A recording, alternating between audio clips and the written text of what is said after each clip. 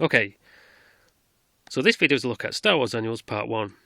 I've done a few videos about annuals before because I love these things. If I wanted to watch Star Wars as a kid, I had to wait for it being shown on TV. Failing that, I could always reread the annual, which was usually the comic book version of the film. So these were like the smartphones and DVD players of my day. This Star Wars annual is dated 1978. Check out Leia's yellow and pink outfit. They obviously thought she needed a splash of colour. And Luke's red lightsaber. This was made years before we find out who his father is.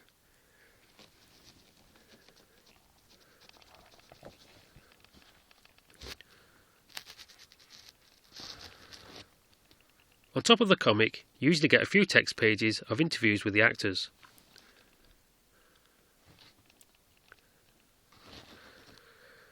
The first few pages of this are black and white,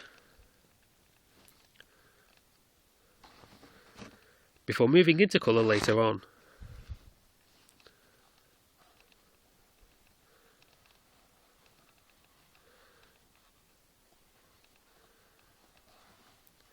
Then moving back into black and white for the finale. I think this full page shot of the Death Star exploding would have benefited from some colour. And then it ends with more text pages. All in all, it's a pretty solid annual. I'm glad I didn't try to colour in those black and white pages as a kid, as I would have only ruined it.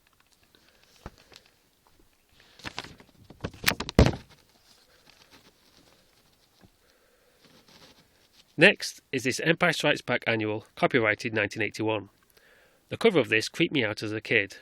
That shot of Han and Chewie in the crystal spooked the hell out of me. It's the artist version of Carbonite, but they've used a lot of artistic license. Carbonite is a flat dark grey colour, and not a crystal like this. Chewie wasn't frozen, and Han didn't have his waistcoat on or was armed, but I still found it a haunting image.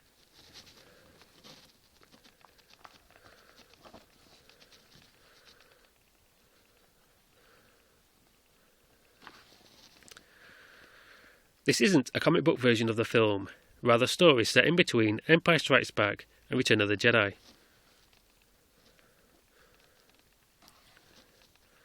Han Solo is in it, but only in a flashback story. It's mostly about the rebels looking for Han. There's roles for the guy who picks on Luke in the cantina from Star Wars, and the bounty hunters from Empire Strikes Back.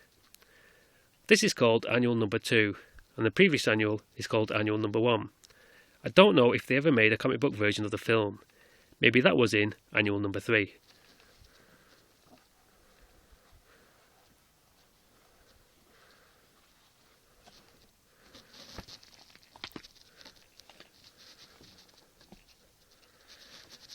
And lastly, we come to the Return of the Jedi annual, copyrighted 1983.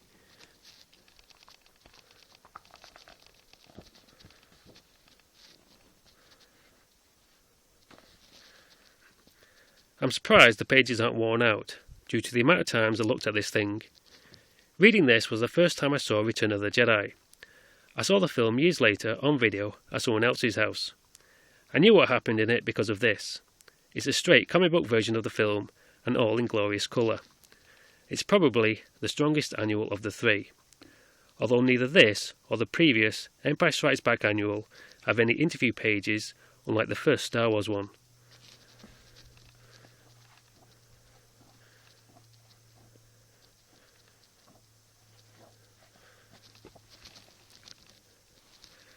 It's pretty faithful, except you don't get to see Vader's face at the end.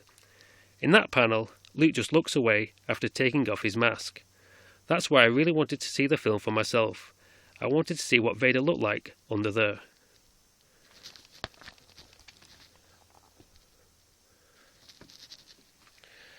I remember these three annuals because I looked at them a lot, but I also found 3 other Star Wars annuals I'd forgotten about.